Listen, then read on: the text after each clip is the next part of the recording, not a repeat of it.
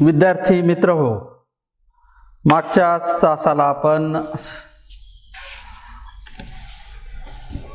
समुद्राचे किंवा समुद्राचे महत्त्व याबद्दल माहिती पाहिलेली आहे. जलावरण हे मुख्य असं आवरण आहे आणि पृथ्वी पृष्ठभागावर महत्त्वाची जी काही 3 आवरणं आहेत, शिलावरण, वातावरण आणि जलावरण, त्यातील जलावरणाबद्दल आपण त्याच्या महत्त्वाबद्दल माहिती पाहिलेली आहे. आत्ताच्या भागामध्ये आपण महासागराची तळरचना याबद्दल माहिती पाहणार आहोत. तर महासागराची जी काही सामान्य तळरचना आहे त्या रचनेबद्दल माहिती पाहत असताना प्रथम म्हणजे महासागराची जी काही व्याख्या करण्यात आलेली आहे त्या व्याख्येबद्दल आपण थोडक्यात माहिती पाहू. म्हणजे पृथ्वीच्या पृष्ठभागावरील सलग, विस्तृत व प्रचंड खोली असलेल्या खारट पाण्याचा जो काही भाग आहे याला महासागर असं म्हटलं जातं. महासागराचे जे काही उपविभाग असतात त्यांना समुद्र असं म्हटलं जातं. पृथ्वीचा जवळपास 70.8 सर्वसाधारणपणे आपण 71% भाग हा पाण्याने व्यापलेला आहे असं म्हणतो. तर हा जो काही भाग आहे हा महासागराने व्यापलेला आहे. मग प्रमुख असे जे महासागर आहेत ते महासागर 5 समजले जातात. त्यातील सर्वात मोठा जो महासागर आहे तो म्हणजे पॅसिफिक महासागर आहे. पॅसिफिक, अटलांटिक, हिंदी महासागर, त्यानंतर अलीकडंच तज्ज्ञांनी म्हणजे पूर्वी ज्याला आपण हिंदी महासागराचा भाग म्हणत होतो त्या महासागराला दक्षिण महासागर म्हणण्यास मान्यता दिलेली आहे. आणि 5वा जो महासागराचा भाग आहे तो म्हणजे आर्क्टिक महासागर. तर समुद्राची किंवा महासागराची तळरचना समजून घेत असताना आपणाला प्रथम महासागराची जी काही खोली आहे या खोलीबद्दल माहिती असणं गरजेचं आहे. महासागराची जी काही खोली आहे या खोलीचं मापन हे फॅथोमीटर किंवा बाथोमीटरच्या साहाय्याने केलं जातं.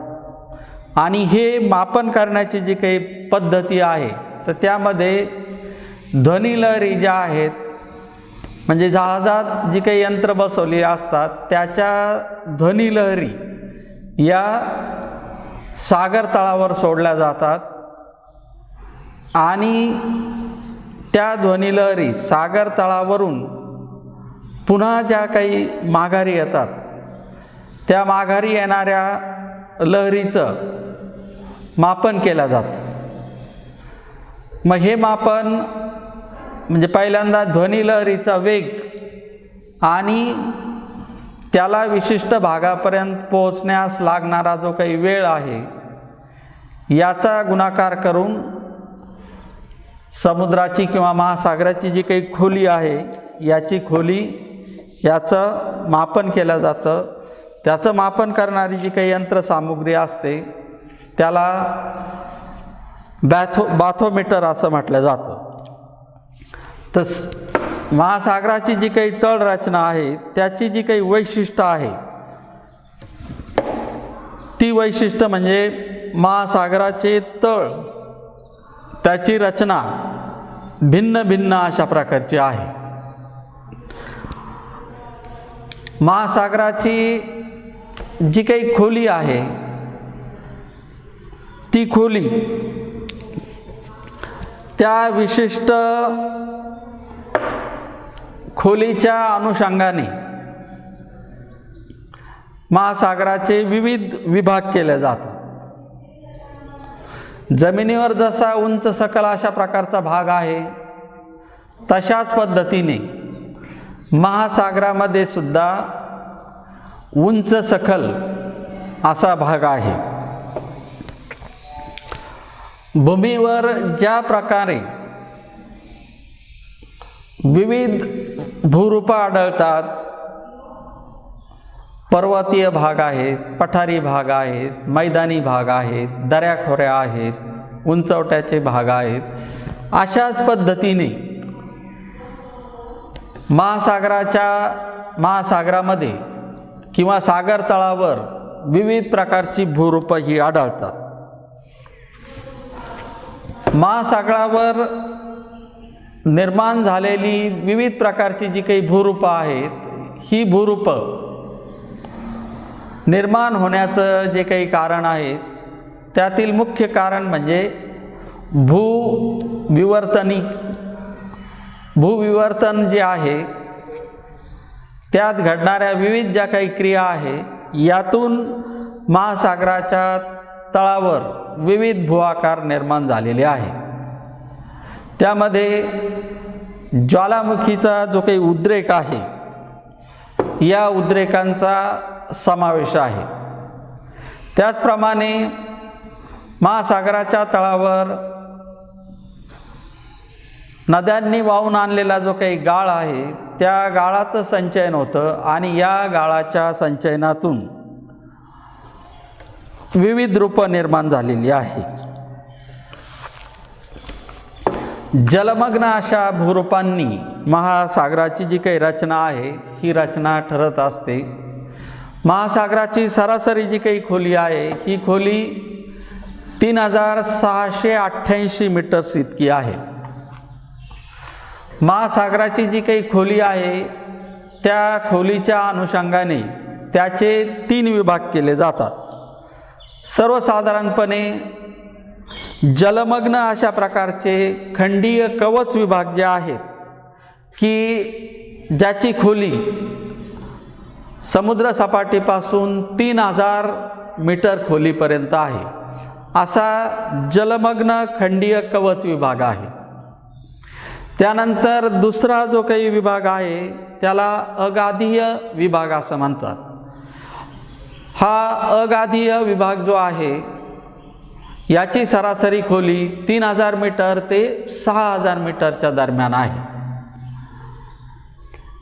त्यानंतरचा 6000 मीटरपेक्षा जास्त खोलीचा जो काही भाग आहे म्हणजे तो अति खोल व खंदकीय विभाग असं म्हटलं जातं।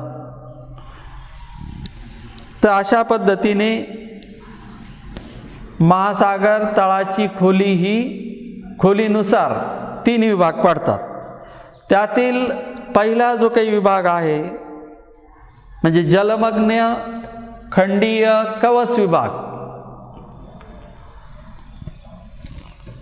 की ज्या भागामध्ये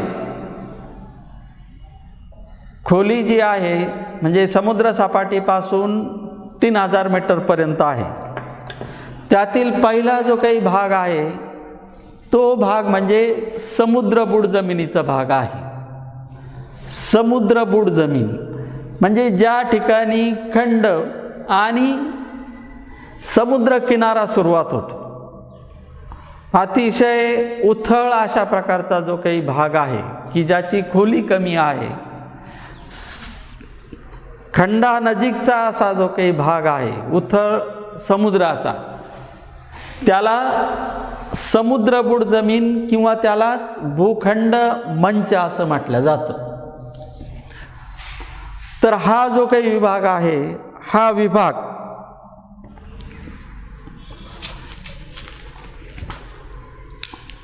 म्हणजे जमिनीच्या शेजारी असणारा विभाग असतो आणि या विभागाची जी काही निर्मिती आहे ही निर्मिती म्हणजे महासागर म्हणजे समुद्राचा जो काही भाग असेल, म्हणजे समुद्र किनाऱ्याचा जो काही भाग आहे, हा भाग कधी कधी खचल्यामुळं हा भाग निर्माण झालेला असतो.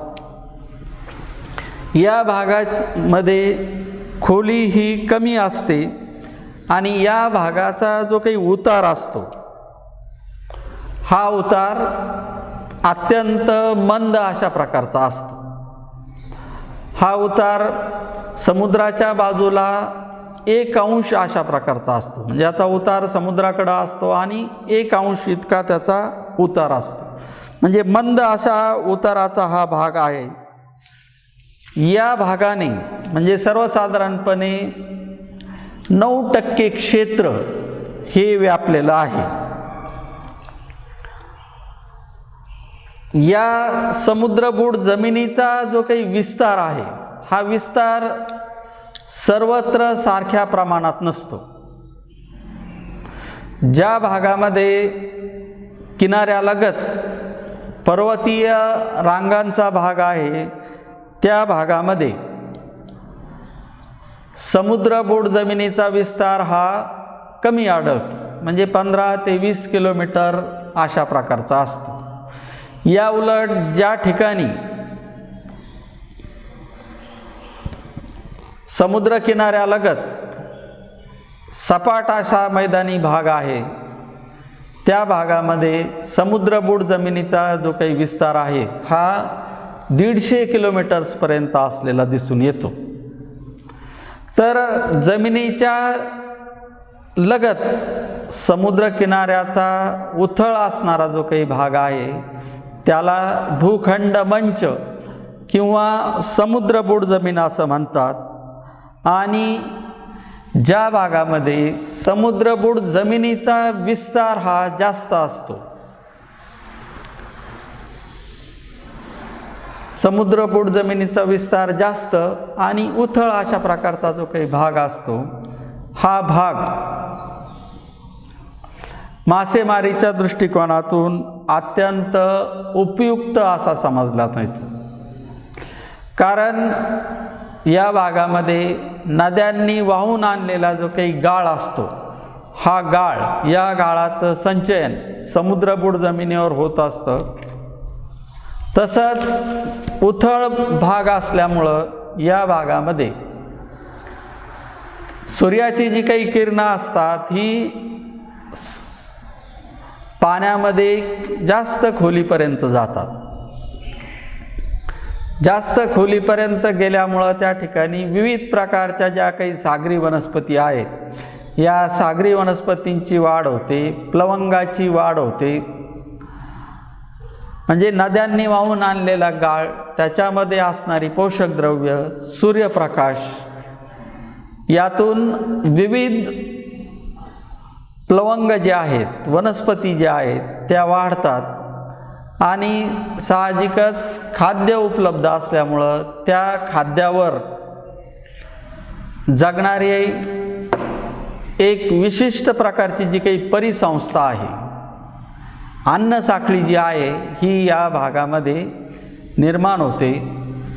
माशांची जी काही पैदास आहे, ही पैदास होण्यासाठी हे भाग अत्यंत उपयुक्त अशा प्रकारचे असतात. माशांची संख्या या भागामध्ये सर्वात जास्त आढळते. त्यामुळं जागतिक अशा प्रकारची जी काही मत्स्यमारीची जी काही क्षेत्र आहे, ग्रँड बँक्स असेल, डॉगर बँक्स असेल, जे अटलांटिक आणि पॅसिफिक महासागरातील ही क्षेत्र याच भागामध्ये येतात. म्हणजे समुद्रबुड जमिनीचा असणारा जो काही भाग आहे, हा भाग मानवाच्या दृष्टिकोनातून अतिशय उपयुक्त ठरतो. मानवाला आवश्यक असणारं जे काही खाद्य आहे, हे खाद्य म्हणजे वनस्पतीजन्य असेल, प्राणीजन्य असेल, मासे असतील, विविध इतर घटक जे आहेत, हे आपणाला या भागामधून उपलब्ध होतात. त्यामुळं समुद्रबुड जमिनीचा भाग आणि त्याचा अभ्यास हा सागरशास्त्राचा एक महत्त्वाचा घटक आहे. त्याचबरोबर समुद्रबुड जमिनीच्या भागावर अलीकडं जे काही संशोधन झालेलं आहे त्या संशोधनातून विविध प्रकारची खनिजे आढळून येतात. पेट्रोलियमजन्य जे काही पदार्थ आहेत हे पदार्थ सुद्धा या समुद्रबूड जमिनीवर सापडलेले आहे. आपल्याकडचंच महाराष्ट्रातलं जर उदाहरण घेतलं तर मुंबईजवळ असणारं जे काही बॉम्बे हाय हे जे काही ONGCचं महत्त्वाचं तेल क्षेत्र आहे हे तेल क्षेत्र समुद्रबूड जमिनीवर आहे. त्यामुळं महासागर तळ रचनेतील महत्त्वाचा असणारा समुद्रबूड जमीन हा एक भाग म्हणजे जीवसृष्टीच्या दृष्टिकोनातून, त्याच्या अस्तित्वाच्या दृष्टिकोनातून, क्रियाप्रक्रियांच्या दृष्टिकोनातून महत्त्वाचा असा भाग आहे. समुद्रबूड जमिनीनंतर दुसरा असणारा जो काही भाग आहे तो भाग म्हणजे खंडांत उताराचा भाग आहे. म्हणजे ज्या भागापासून समुद्राची खोली जी आहे ही खोली वाढण्यास सुरुवात होते. खंडांत उतार जो आहे की ज्या खंडांत उतारामध्ये समुद्राची खोली ही वाढते त्या ठिकाणी उतार जो असतो हा उतार तीव्र अशा प्रकारचा होतो. आणि हे खंडांत उतार जे असतात हे थेट खंडीय उंचवट्यापर्यंत किंवा जास्त खोलीपर्यंत पोहोचतात. म्हणजे या भागामध्ये खोली जी आहे ही खोली खंडांत उतारानंतर मोठ्या प्रमाणात वाढते. तर खंडांत उताराचा जो काही भाग आहे हा भाग समुद्रातील महत्त्वाचा भाग असतो की ज्या भागापासून समुद्राची जी खोली असते ही खोली वाढण्यास सुरुवात होते. याची जी काही रुंदी असते ही रुंदी 18 ते 36 किलोमीटरपर्यंत असते आणि या भागाची खोली सरासरी 4000 मीटर्सपर्यंत असते.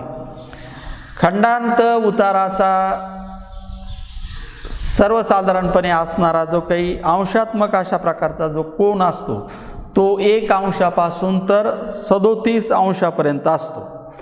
काही भागामध्ये याहीपेक्षा तीव्र अशा प्रकारचे उतार आढळून आलेले आहेत. खंडांत उताराने पॅसिफिक महासागराचा 60% भाग व्यापलेला आहे, तर अटलांटिक महासागरामध्ये खंडांत उताराने 12.4% इतका भाग व्यापलेला आहे. हिंदी महासागरामध्ये खंडांत उतार याने 6.5% क्षेत्र व्यापलेले आहे. किनारी प्रदेशापेक्षा पर्वतीय भाग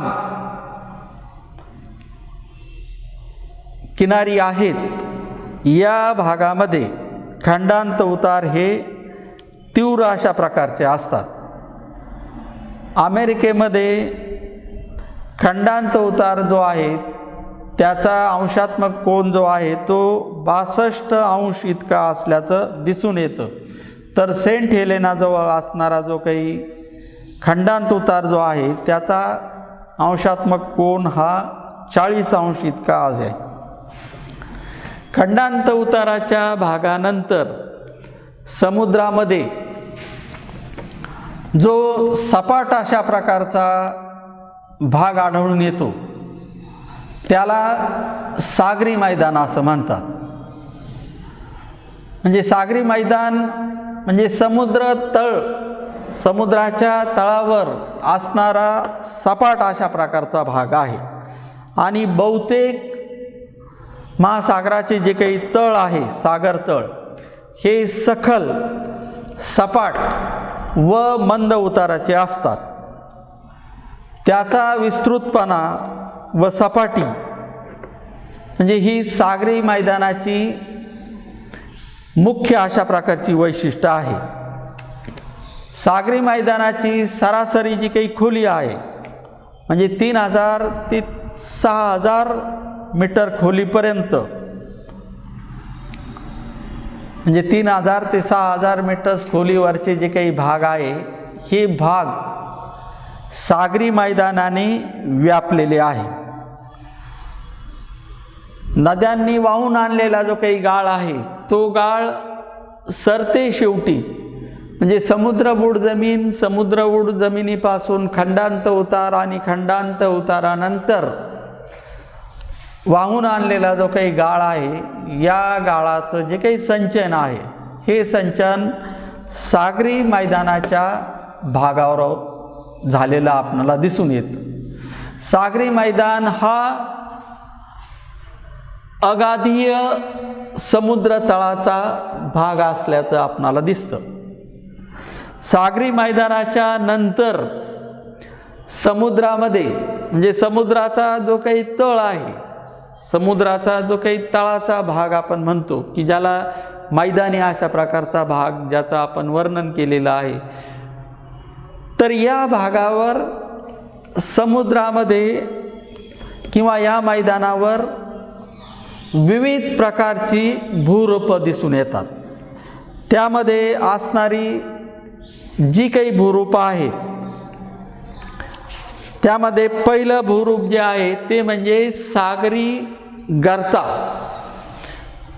व डोह म्हणजे सागराचा सपाट असा मैदानाचा जो काही भाग आहे त्या मैदानाच्या भागामध्ये काही ठिकाणी खोल अशा प्रकारचे डोह आहे की ज्याची खोली 6000 मीटरपेक्षाही जास्त आहे.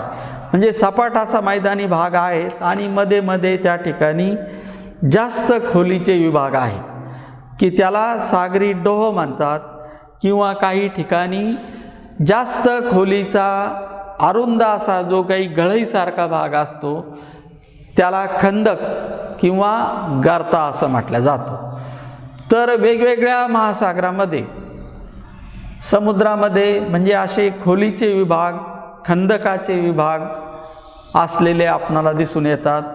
त्यामधील महत्त्वाची जी काही गर्ता आहे ती गर्ता म्हणजे मरियाना गर्ता असं म्हटलं जातं की जी गर्ता प्रशांत महासागरामध्ये आहे आणि जिची खोली ही 11 किलोमीटरपेक्षा जास्त आहे. 11,034 मीटर ही खोली म्हणजे उत्तर पॅसिफिक महासागरामध्ये असणाऱ्या मरियाना गर्तेची आहे. त्यानंतर दक्षिण मध्य पॅसिफिक महासागरामध्ये टोंगा नावाची गर्त आहे की जिची खोली 10,882 मीटर्स इतकी आहे. त्यानंतर पुढची जी काही गर्त आहे ती म्हणजे क्युराईल नावाची गर्त आहे. ही पण पॅसिफिक महासागरामध्ये आहे आणि या गर्तेची जी खोली आहे ही 10,498 मीटर्स इतकी आहे. फिलिपाईन्स या ठिकाणी फिलिपिन्स नावाची जी गर्त आहे ती वायव्य पॅसिफिक महासागरात आढळते जिची खोली 10,475 मीटर्स आहे. अटलांटिक महासागरामध्ये पोर्टोरिको नावाची गर्त आहे तिची खोली 8,385 इतकी आहे. दक्षिण अटलांटिक महासागरामध्ये रोमांची नावाची गर्त आहे जिची खोली 7,631 मीटर्स आहे. त्यानंतर हिंदी महासागरामध्ये जावा नावाची गर्त आहे तिची खोली 7,450 मीटर्स आहे. आणि पॅसिफिक महासागरामध्ये जपानजवळ जपान गर्त आहे जिची खोली 9,000 मीटर इतकी आहे. तर अशा पद्धतीने समुद्रामध्ये खंदकाचा जास्त खोलीचा असणारा जो काही भाग आहे याला गर्ता असं म्हणतात. या व्यतिरिक्त समुद्रामध्ये सागरी मैदानावर पठारी असे भाग आढळतात म्हणजे उंचवट्याचे पण उंचवट्यावर असणारा सपाट असा मैदानी भाग की ज्याला पठार असं म्हणतात. तर अशा प्रकारे तिन्ही महासागरामध्ये विविध प्रकारचे महासागरी पठारे त्या ठिकाणी आहेत. तर त्यामध्ये सर्वसाधारणपणे म्हणजे त्याची संख्या जी आहे ती 184 इतकी आहे. ऑस्ट्रेलिया आणि न्यूझीलंडजवळ दक्षिण पॅसिफिक प्रदेशात सर्वाधिक पठारे आहेत. न्यूझीलंडजवळ काही जी पठारं आहेत त्यांची नावं हॉटस्पॉट्स, मॅटल प्लेम्स, त्यानंतर आइसलँड, हवाई, केप आणि कर्ग्युलन या ज्वालामुखीच्या संबंधात आहेत. सर्वात मोठे जे काही पठार आहे ते पठार म्हणजे कॅरेबियन पठार आहे, ओंटोगा पठार आहे आणि मध्य पॅसिफिकमध्ये पठारी भाग आहे. त्यानंतर समुद्रामध्ये पर्वतीय रांगा आहेत, पठारी भाग आहेच, त्याचप्रमाणे समुद्रामध्ये पर्वतरांगा आहे. या सुद्धा पर्वतरांगा दक्षिण उत्तर दिशेमध्ये पसरलेल्या आहेत. मग पॅसिफिक महासागरामध्ये, अटलांटिक महासागरामध्ये, हिंदी महासागरामध्ये जलमग्न अशा प्रकारच्या पर्वतरांगा आहेत आणि याच पर्वतरांगाच्या दरम्यानचा असणारा जो काही भाग आहे, या भागामध्ये महासागर तळ विस्तार होत असल्याचं दिसून आलेलं आहे.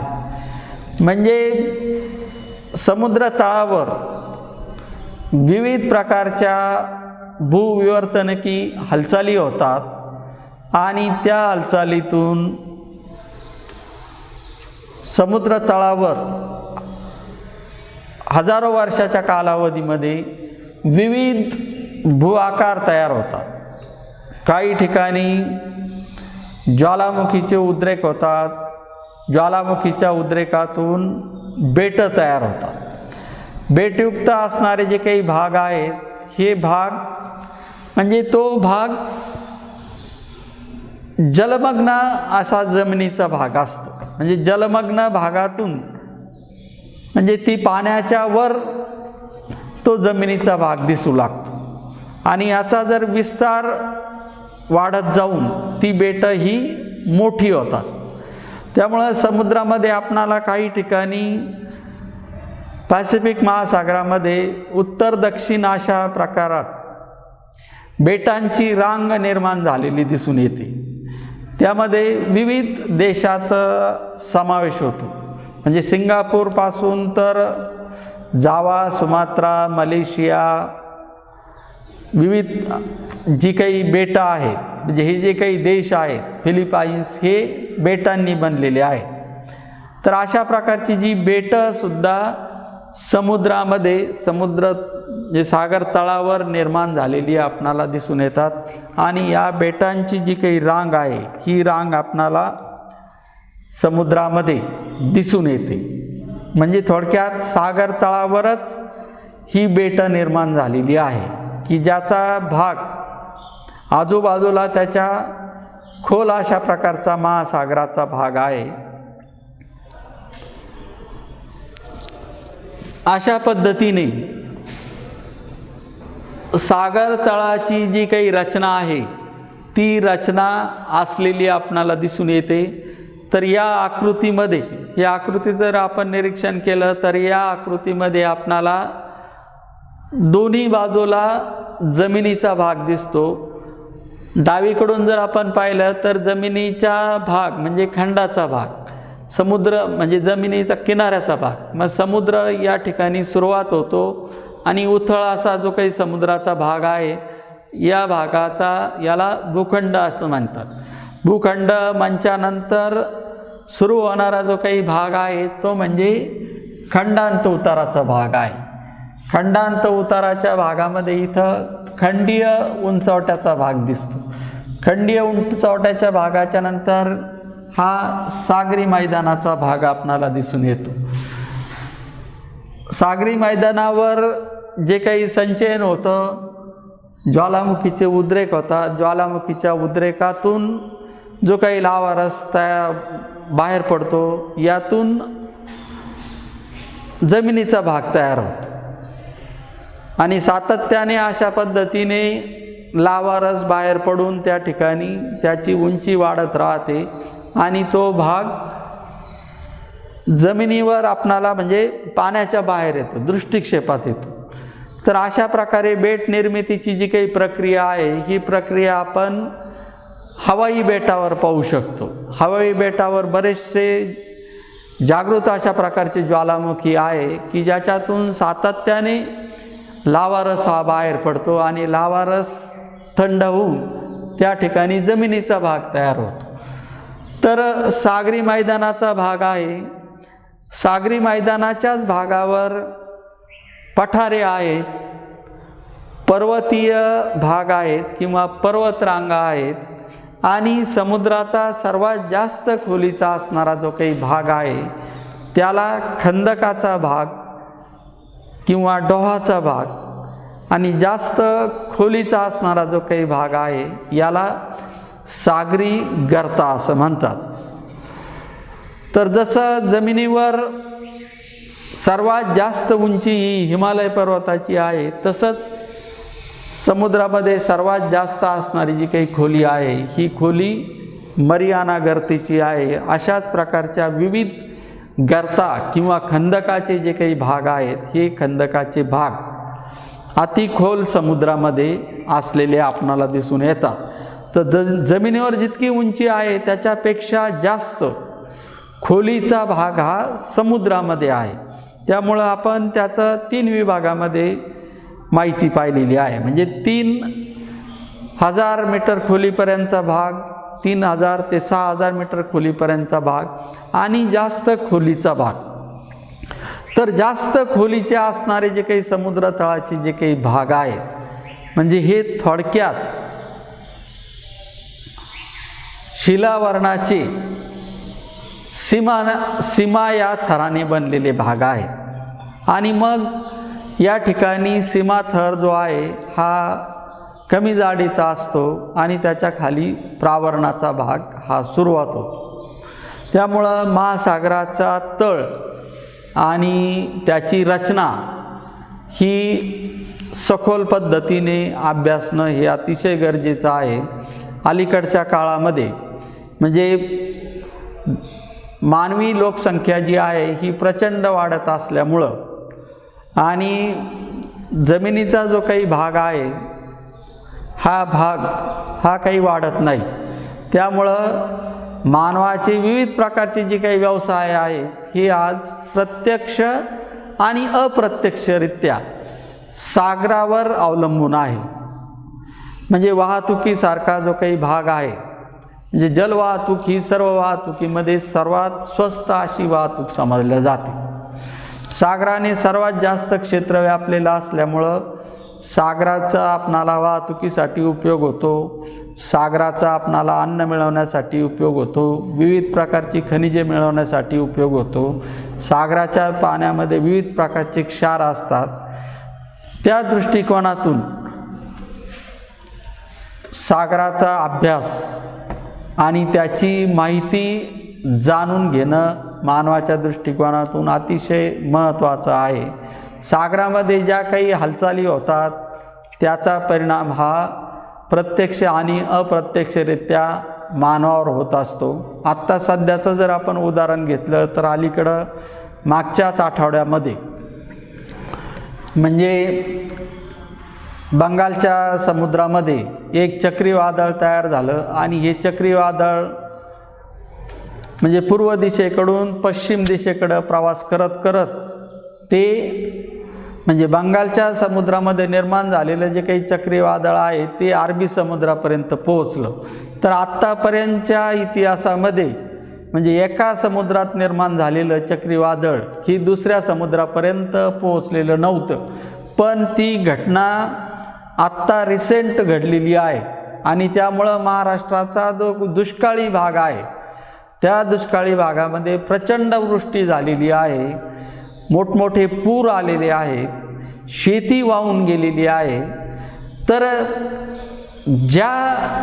म्हणजे ज्याला आपण पूर असेल, दुष्काळ असेल, विविध प्रकारच्या आपत्ती असतील, या सर्व आपत्तीचा जो काही संबंध आहे हा निसर्ग चक्राशी असतो आणि निसर्ग चक्रातील या ठिकाणी जलचक्र हे अत्यंत महत्त्वाचं चक्र आहे आणि जलचक्राला गती देण्याचं जे काही कार्य आहे हा महासागर करत असतो।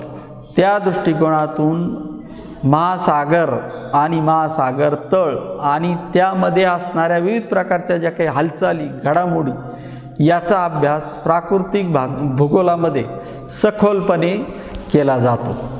थँक्यू।